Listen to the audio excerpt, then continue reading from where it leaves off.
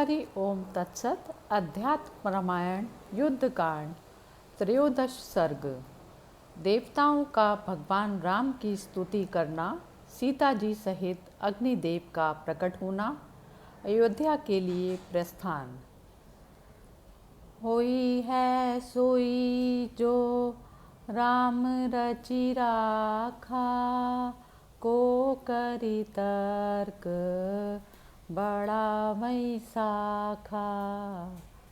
जो श्री राम ने पहले ही रच रखा है वही होगा, हमारे कुछ करने से वह बदल नहीं सकता।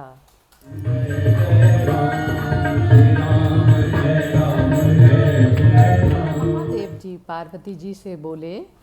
इसी समय सहस्त्राक्ष, इंद्र, यम, वरुण, कुबेर, महातेजस्वी वृषभ वाहन महादेव जी, मुनि, सिद्ध और चारणों के सहित ब्रह्मवेताओं में श्रेष्ठ ब्रह्मा जी, पितृगण, ऋषि, साध्य, गंधर्व, अप्सराएं और नागगण, ये सब तथा और भी अन्य अन्य देवगण श्रेष्ठ विमानों पर चढ़कर जहाँ श्री रघुनाथ जी थे आए, और वे सब हाथ जोड़कर परमात्मा श्री राम से बोले, आप समस्त लोकों के कर्ता, सबके साक्षी और विशुद्ध विज्ञान स्वरूप हैं, तथा वसुओं में अष्टम वसु और रुद्रों में श्री महादेव जी हैं। आप ही समस्त लोकों के आदिकर्ता चतुर्मुख ब्रह्मा जी हैं। अश्वनी कुमार आपकी ही घ्राणेन्द्रिया हैं, और सूर्य तथा चंद्रमा नेत्र हैं। सब लोकों के उत्पत्ति स्थान और लय स्थान आप ही हैं, तथा आप नित्य स्वरूप एक सदोदित, नित्य मुक्त, निर्गुण और अद्वितीय हैं। हे राम, जो लोग आपकी माया से आच्छादित हैं उन्हें आप मनुष्य रूप प्रतीत होते हैं, किंतु आपका नाम स्मरण करते हैं उन्हें तो आप सर्वदा चैतन्य स्वरूप ही भासते हैं।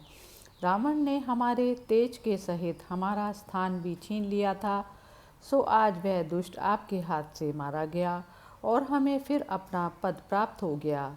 देवताओं के इस प्रकार स्तुति करने पर साक्षात पितामह ब्रह्मा जी अति विनम्र होकर सत्यपथ पर स्थित भगवान राम से बोले, हे राम, संपूर्ण प्राणियों की स्थिति के कारण आत्मज्ञानियों द्वारा हृदय में ध्यान किए जाने वाले त्याज्य और ग्राह्य रूप द्वंद्व से रहित, सबसे परे अद्वितीय सत्ता मात्र, सबके हृदय में विराजमान साक्षी स्वरूप आप विष्णु भगवान को मैं प्रणाम करता हूँ।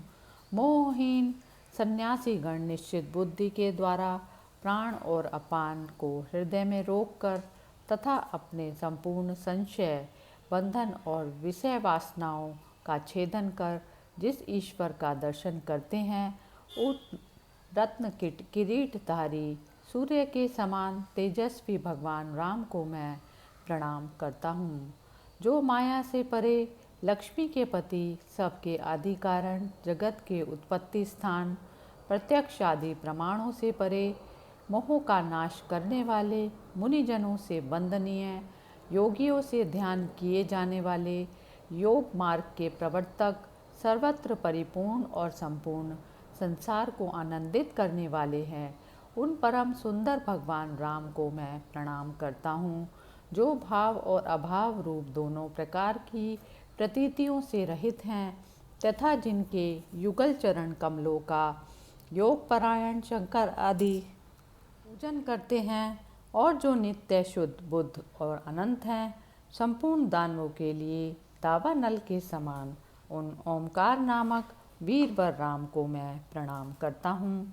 हे राम, आप मेरे प्रभु हैं और मेरे संपूर्ण प्रार्थित कार्यों को पूर्ण करने वाले हैं। आप देश कालादि मान से रहित नारायण स्वरूप अखिल विश्व को धारण करने वाले हैं। भक्ति से प्राप्य अपने स्वरूप का ध्यान किए जाने पर संसार भय को दूर करने वाले और योगाभ्यास से शुद्ध हुए चित्त में विहार करने वाले हैं।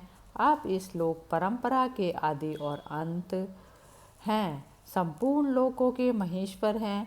आप किसी भी लौकिक प्रमाण से जाने नहीं जा सकते। आप तो भक्ति और श्रद्धा संपन्न पुरुषों द्वारा ही भजन किए जाने योग्य हैं।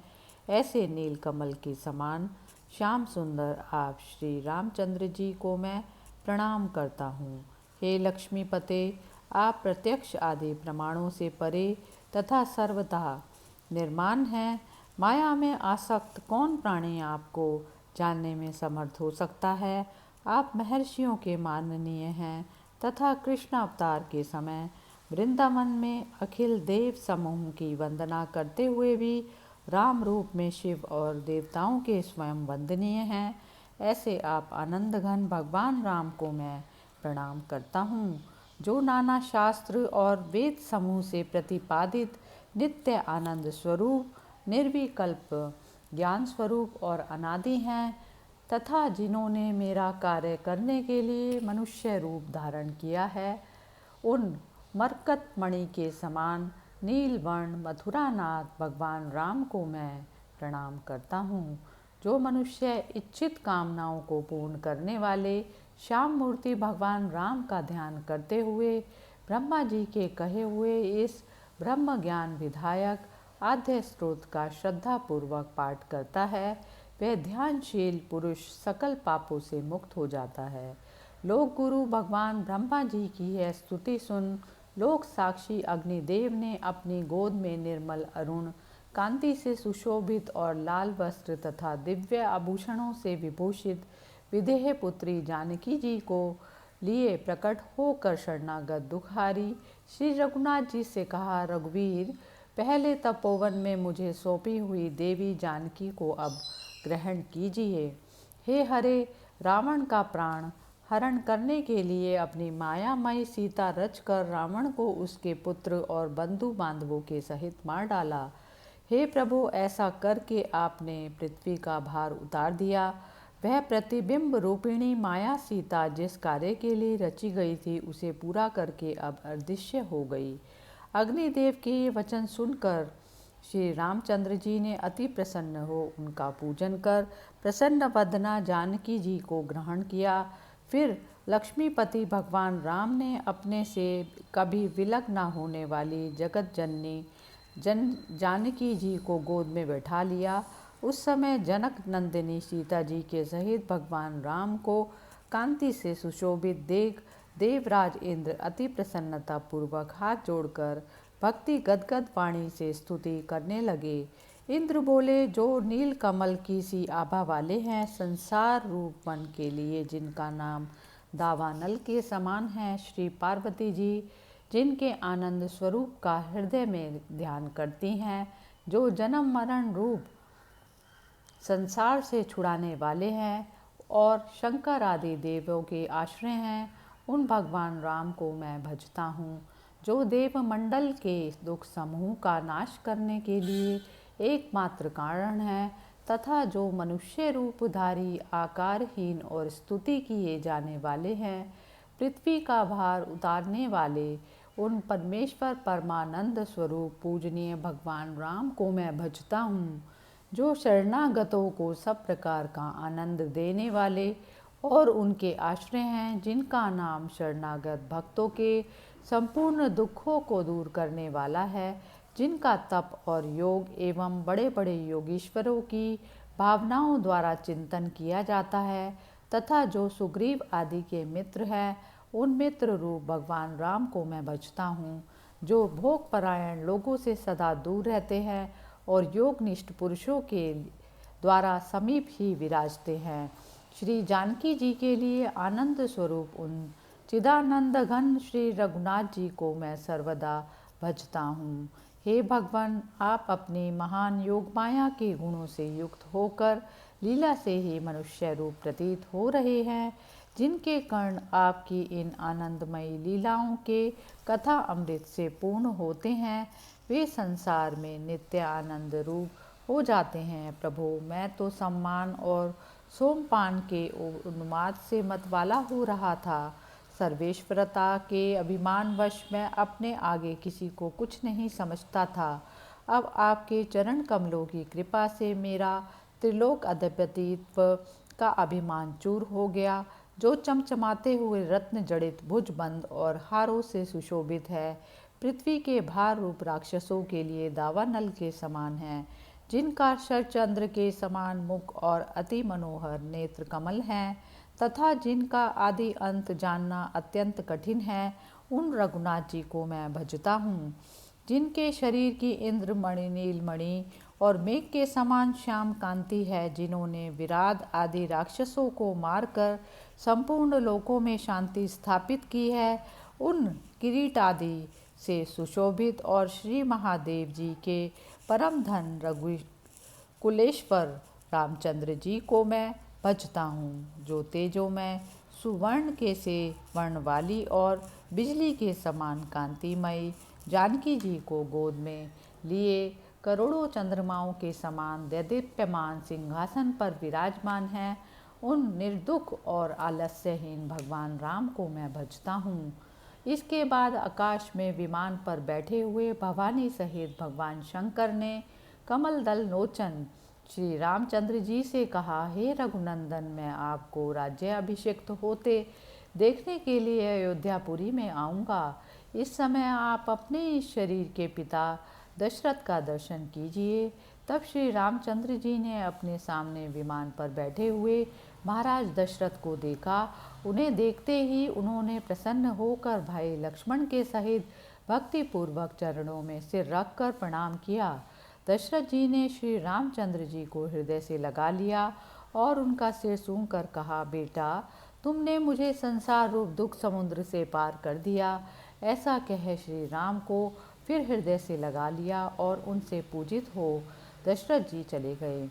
तब श्री रामचंद्र जी ने देवराज इंद्र को हाथ जोड़े खड़ा देखकर कहा, हे सहस्त्राक्ष, मेरी आज्ञा से तुम अमृत बरसा कर मेरे लिए युद्ध में मरकर पृथ्वी पर गिरे हुए वानरों को तुरंत जीवित कर दो। ऐसा सुन देवराज ने बहुत अच्छा कह अमृत बरसाकर उन सब वानरों को जीवित कर दिया। जो जो वानर पहले युद्ध में मारे गए थे, वे सभी सोकर उठे हुए के समान पहले की भांति ही बलवान और प्रसन्न होकर भगवान राम के पास चले आए, किंतु वहाँ युद्ध में मरकर गिरे हुए राक्षसगण अमृत का स्पर्श होने पर भी नहीं उठे।